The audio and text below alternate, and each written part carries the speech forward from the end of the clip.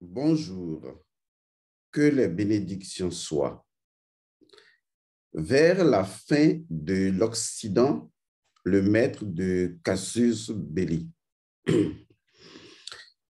Je vous remercie de suivre cette capsule qui est un peu comme une suite de celle que nous avions entamée la dernière fois sur l'Occident. Il est important que nous nous comprenions très bien. Parce que si nous n'identifions pas tout de suite la personne, l'individu ou l'identité de l'Occident dont nous sommes en train de parler, non seulement il y aurait confusion, mais le pire, c'est que nous ne pourrions pas atteindre l'objectif qui est visé. Or, pour atteindre un objectif visé, il est important de savoir réellement nommer, comprendre de quoi, de qui nous sommes en train de parler. Et ça, c'est précis. Et ça, nous en avons vraiment besoin. Que retenir lorsqu'on parle de l'Occident? La première chose qu'il faut retenir de l'Occident, lorsqu'on parle de l'Occident, c'est qu'il ne s'agit pas d'un pays ou d'un regroupement de pays. Il ne s'agit pas d'un lieu ou de regroupement de lieux. Il ne s'agit pas de personnes, d'individus. Il ne s'agit pas de peuple, de population. Et il ne s'agit surtout pas de race. S'il y a une chose qui est fondamentale à nos ancêtres et à l'énergie de Kama, c'est que nous ne connaissons aucunement le racisme. Nous n'avons pas cela dans nos gènes. Et ce n'est non plus dans la nature de la mélanine qui, en fait, est le principe de l'englobant tout et donc ne pouvant rien exclure. Si vous observez bien les pays africains, nous avons toujours été ouverts aux autres peuples parce qu'il en est ainsi de la nature de notre Kama. Et donc, il n'existe absolument pas de racisme en Afrique. Il n'existe pas de racistes. L'Africain ne connaît pas cela. Également, dans nos traditions que je connais dans une certaine mesure pour avoir vécu dans la tradition, c'est que il est de la nature de la femme africaine de souche, lorsqu'il y a des enfants au sein de cette famille-là, de ne pas distinguer ces enfants d'autres enfants comme les enfants du frère de son mari, par exemple. Nous avons des traditions millénaires qui fondent véritablement l'éthique et la morale de la nature. Et par conséquent, nous ne sommes pas dans cet individualisme outré, dans ces comportements de casus belli que nous récupérons maladroitement, malheureusement, de l'Occident. Et je disais tantôt que quand je parle de l'Occident, il ne s'agit pas de faits physiques. Lorsque je m'adresse à l'Occident, et je devrais plutôt dire à l'occidental, je m'adresse plutôt à une énergie que j'ai qualifiée de japhétique. Parce que quoi qu'on dise, ce qui caractérise aujourd'hui ceux que nous appelons les Occidentaux, c'est une énergie instable, une énergie adaptée à leur nature, mais une énergie instable du point de vue de la nature de l'énergie de Kama. Et l'instabilité de cette énergie japhétique est due au fait que toute énergie, qu'elle soit japhétique ou sémitique, doit forcément s'enraciner dans l'énergie de Kama pour retrouver une stabilité. Mais ça, les gens finiront par le comprendre tôt ou tard. Et donc, quand nous parlons de l'Occident, nous parlons d'un état d'esprit, nous parlons d'une énergie.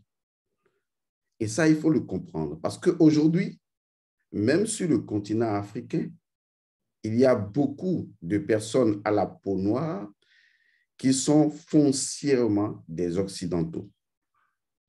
Parce qu'ils sont rentrés dans un paradigme purement occidental, parce qu'ils ont sauté l'énergie kamite pour tomber dans cette énergie japhétique instable qui n'est adossée à rien du tout.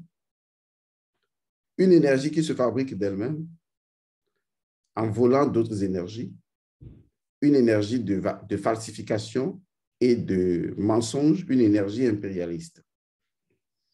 Ce n'est pas mauvais en soi, cette forme d'énergie, car toute énergie, fondamentalement, est neutre. Mais lorsqu'une énergie perd de son équilibre, elle devient véritablement instable et dangereuse. Lorsque j'achète une voiture et que les éléments qui doivent faire fonctionner la voiture sont interdépendants et qu'il y a des éléments primaires et des éléments secondaires et que les éléments primaires sont sautés pour aller directement vers les éléments secondaires, cela montre clairement que je ne vais pas profiter correctement de cette voiture parce que je sac complètement la méthodologie de l'utilisation de la voiture. C'est un exemple assez banal pour les esprits banals. Je voudrais donc dire par là que l'Occident, c'est un état d'esprit, c'est un paradigme, c'est une énergie. Et ça, il faut le comprendre. En quoi consiste fondamentalement cette énergie? Parce qu'il faut identifier ce dont nous parlons et pouvoir le circonscrire en disant, quand on parle de l'Occident, voilà de quoi on parle. Parce que si vous ne faites pas attention, dès qu'on va parler de l'Occident, vous allez regarder ailleurs, un territoire différent, comme les États-Unis, la France ou d'autres pays, alors qu'en réalité, il ne s'agit pas de pays, il ne s'agit pas d'un lieu, puisque sur le continent africain lui-même, nous avons beaucoup d'Occidentaux que j'appelle des occidentalistes, c'est-à-dire des Africains dont l'esprit est fondamentalement occidentalisé. Et un esprit occidentalisé, c'est un esprit dont l'énergie véhiculée par cet esprit à travers le mental, cette énergie ne correspond plus à la méthodologie de la nature, que j'appelle la métaphysique de la nature, et ne correspond plus vraiment à l'identitaire qui stipule que toute énergie doit forcément s'enraciner d'abord et avant tout dans l'originalité et l'authenticité de la nature de Kama. Ce n'est pas moi qui le dis, c'est la nature qui oblige. Vous allez me dire, mais de quel droit je dis ça? Le droit de la mélanine et le droit à la mélanine. Parce que tous les êtres en sont pourvus. Or, la mélanine, qui est une substance de Kama, qui habite tous les êtres, vous allez voir qu'elle n'est pas forcément en même proportion et que l'œil spirituel n'est pas en même qualité chez tous les êtres. Et pourtant, ce sont des éléments qui qualifient, authentifient, originalisent l'enracinement et l'équilibre de l'individu.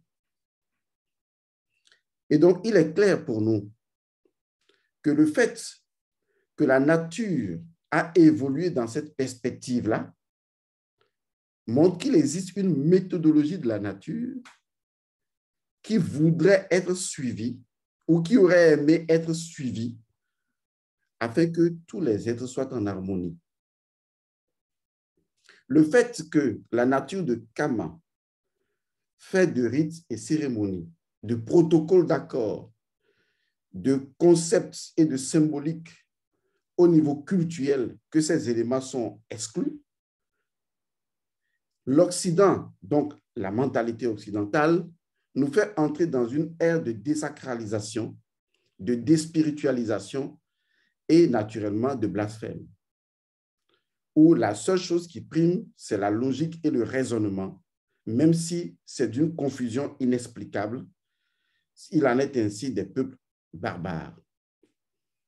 Donc, il faut comprendre de quoi nous sommes en train de parler. Nous ne parlons pas d'un pays, nous ne parlons pas d'un État. Nous n'allons pas faire cet affront à des populations. Nous parlons ici d'une énergie que nous avons nommée l'énergie japhétique, qui en fait est une énergie fondamentalement impérialiste.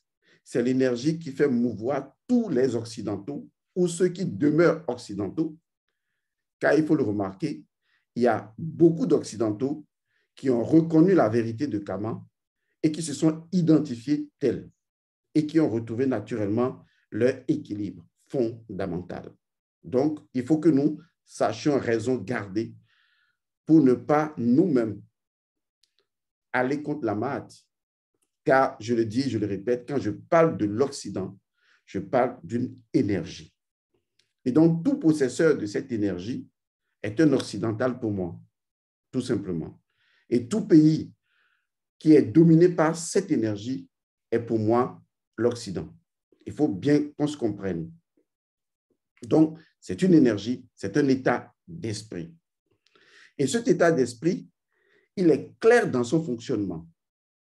C'est un état qui ne reconnaît jamais l'enracinement, de par sa nature. L'énergie japhétique n'est pas une énergie d'enracinement et ne le sera jamais. Cette énergie, pour devenir une énergie d'enracinement, est obligée de s'adosser à l'énergie de Kama. Soyons clairs là-dessus. Ce n'est pas une énergie d'enracinement et elle ne le sera pas. La nature a su faire les choses. C'est comme si je vous dis, ce qui est terrestre est différent de ce qui est souterrain et c'est normal. Car lorsque je suis sur la terre, c'est différent de je suis sous la terre. Il ne faut pas confondre les choses. Parce que c'est dans la nature des choses de garder leur principe premier et leur ordre naturel. Il est de l'ordre naturel de la nature japhétique de ne pas être une énergie d'enracinement et elle ne le sera pas. Donc ne demandez pas à l'énergie japhétique, je ne parle pas d'occidentaux, je parle de l'énergie. Ne demandez pas à une énergie japhétique, à une énergie occidentale de devenir une énergie d'enracinement et d'originalité. Ça ne le fera pas. C'est lui demander quelque chose qui ne fait pas partie de sa nature. Il faut bien que vous compreniez la façon dont les choses fonctionnent. Sinon, vous allez vous fourvoyer dans des débats, dans des discussions. Moi, je ne fais pas ces débats-là. J'exerce dans de la transcendance. Je questionne la nature telle qu'elle est. Elle est disposée dans son fonctionnement pour ne pas porter tort ou raison, parce qu'il ne s'agit pas de donner raison ou tort à qui que ce soit. Il s'agit d'exposer les principes premiers des choses. Il faut que ce soit clair là. Et donc, premièrement, ce n'est pas une énergie, voilà. Deuxièmement, l'énergie japhétique n'est pas une énergie de spiritualité.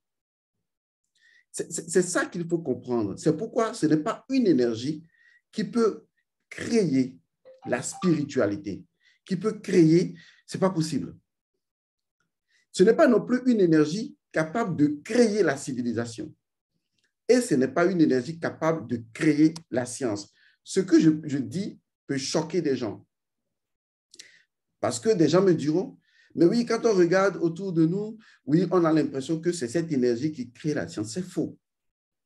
Parce que pour créer la technologie qui vient donc de l'utilisation des éléments scientifiques ou de la science, ou pour concevoir même, je vais utiliser un terme même si c'est impropre, créer la science, il faut connaître d'abord et avant tout la spiritualité. C'est-à-dire, il faut reconnaître que les choses qui existent procèdent d'un principe premier. Et donc, c'est ce principe premier, découvert donc par la spiritualité, qui est exposé et utilisé par la science pour la civilisation. Or, tout le développement technologique aujourd'hui et même l'évolution de la science repose sur tout ce que cette énergie japhétique a pu spolier ou a pu découvrir au sein de la civilisation africaine. Et ça, c'est clair. Les Grecs l'ont reconnu, et tous ils l'ont reconnu, et il ne peut en être autrement. Je suis en train de dire ce que cette énergie n'est pas en mesure de faire. Mais je vous dirai après ce que cette énergie est en mesure de faire. Et c'est là que vous allez mieux comprendre ce que je dis. Pour ce que je dis, je n'accuse personne. Je suis dans les principes. Donc, cette énergie est incapable de spiritualité. Donc, n'allez pas demander à l'énergie occidentale, je pèse encore le mot énergie occidentale, pas un individu, hein, il faut bien comprendre. N'allez pas demander à l'énergie occidentale de reconnaître la spiritualité et donc le sacré. L'énergie, là, ne reconnaît pas le sacré. Tant qu'elle est dissociée de l'énergie de Kama, elle est impossible de reconnaissance du sacré. C'est une chose que vous devez garder à l'esprit. Ce que l'énergie japhétique va nommer sacré tient de l'énergie japhétique elle-même. Et c'est ça qui est le problème. Ce que l'énergie japhétique va nommer sacré, c'est ce qui tient de l'énergie japhétique elle-même, mais pas en dehors de cette énergie. Ce qui est en dehors de cette énergie ne requiert pas le respect de l'énergie japhétique. Il faut bien le comprendre.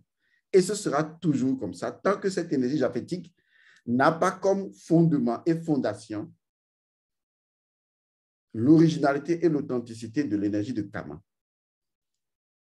C'est ce qui se produit lorsque vous avez aujourd'hui des Africains qui, du jour au lendemain, je ne sais pas comment le dire, ils se disent, je ne sais pas, de telle religion et qui renient systématiquement tout ce qui constitue leur identité. Regardez comment ils agissent. Ils ne reconnaîtront plus du tout le sacré d'où ils viennent. Et vous allez le remarquer chez certains pasteurs qui disent à leurs fidèles que si même vos parents ne sont pas en mesure de se convertir à votre foi, vous pouvez les renier. C'est-à-dire que le sacré de droit qui est conféré à la nature lui est enlevé par l'énergie japhétique impérialiste, qui ne reconnaîtra que ce qu'elle-même estime être sacré dans son univers. Mais en dehors de son univers, l'énergie japhétique n'a de respect pour rien et ne considère rien comme étant sacré. Ça, il faut que ça reste dans votre esprit. Donc, qu'un pasteur dise à ses fidèles, allez jeter tout ce qui est de la tradition, c'est normal pour cette énergie-là. Ça s'entend logique et correct chez lui ou chez elle. Est-ce que vous comprenez ça? Parce qu'il faut être dans l'univers des gens pour les comprendre. Un pasteur pourra dire à une femme de quitter son mari parce que le mari n'est pas converti ou c'est le mari qui est la cause de tout ce qui se passe parce qu'il n'est pas chrétien. L'énergie fera cela. Il en est de même de la religion musulmane ou de toutes les religions importées. C'est pareil, les religions à énergie impérialiste. Je vous dis ça de cette façon-là, sans manquer de respect à quelque religion que ce soit. Donc, regardez bien. À quel moment est-ce que vous avez commencé à manquer de respect à vos parents, à vos aînés? À quel moment ça a commencé? Parce que vous êtes dans un paradigme occidental. Et c'est ça qui doit vous faire comprendre qu'en réalité, quand on parle de l'Occident, nous avons tous en nous l'Occident. Nous avons tous en nous l'Occident. Mais nous, les Africains de souche, nous avons identifié d'abord la nature de Kama et nous avons opéré les rites et cérémonies afférents, n'est-ce pas, à cette nature-là, avant d'utiliser même l'énergie de Kama, qui est obligatoire d'utilisation. Parce que je vous expliquerai en quoi elle consiste dans son aspect positif également. Mais d'autres personnes refusent l'énergie de Kama et veulent utiliser directement l'énergie japhétique de l'Occident. Et du coup, il y a un problème qui se produit de façon systématique. Donc, je suis en train de vous dire ce que cette énergie n'est pas. Elle n'est pas, en tant qu'autonomie énergétique, elle n'est pas dans le domaine du sacré, ni dans le domaine de la spiritualité. Non, l'énergie japhétique ne reconnaît pas ça. Et donc, que cela ne vous surprenne pas, qu'aujourd'hui, l'Occident préfère créer à tout vent des salles de sport où, naturellement, ce qui est martial est plus intense. C'est ça qui intéresse, par exemple, l'Occident. Parce que l'Occident vit la terreur d'âme. Et donc, tout ce qui est la paix intérieure, tout ce qui est la quiétude intérieure, tous les endroits qui peuvent être des endroits où on doit se recentrer, l'Occident n'est pas dedans. Parce que l'Occident va tout faire pour que vous manquiez la chose la plus importante de votre existence de vie, être avec vous-même. L'Occident va créer un système dans lequel, naturellement, les choses deviendront de plus en plus chères. Et plus les choses deviennent de plus en plus chères, plus l'Occident va identifier des gens de plus en plus pauvres. C'est ça le système de l'Occident. C'est de l'impérialisme, même à l'endroit de ses propres populations. L'Occident va faire les choses de plus en plus chères.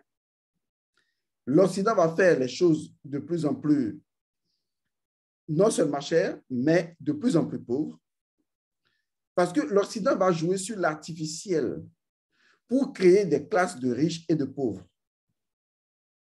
Vous allez remarquer qu'en réalité, l'Africain n'est pas pauvre à la base. L'Africain est naturellement riche. C'est l'Occident qui est venu avec une idée, l'idée de pauvreté, pour dire que la façon dont vous vivez là, vous êtes pauvre.